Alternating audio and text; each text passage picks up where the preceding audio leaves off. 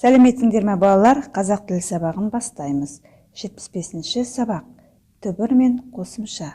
Бүгінгі сабақта мұғалімнің көмегімен түбір мен қосымшаны ажыратып үйренесіңдер.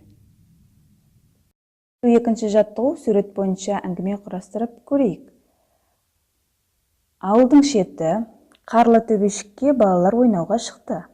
Балалардың біреуі коньки теуіп, екіншісі шаңғымен, үшіншісі шанамен сырғанап ойнап жүр.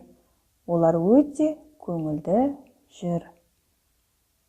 Балалар, мәнерлеп сырғанау спорты туралы білесіңдер ме? Мәнерлеп сырғанау спорт түрі. Мұнда спортшы конькимен сырғанап, музыка сазына сәйкес әсем қимыл жасайды. Балалар, 53-ші жаттығуда қарамен жазылған сөздердің түбірін тауып көрейік.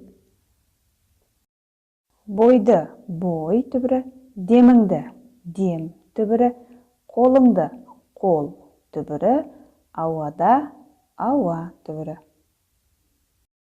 54-ші жаттығуда көп нүктенің орнына керекті сөзді қойып, өлеңді көшіріп жазыңдар. Қақпа жаққа, соқта шайба, қуан жайна, мұздан тайма, әділ ойна, соқ-соқ шайба.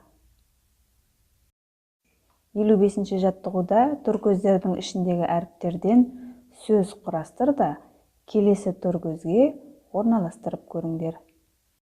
Балалар, құрастырған сөздеріңізді салыстырып көріңдер. Сәйкес келе ме? Жарайсыңдар.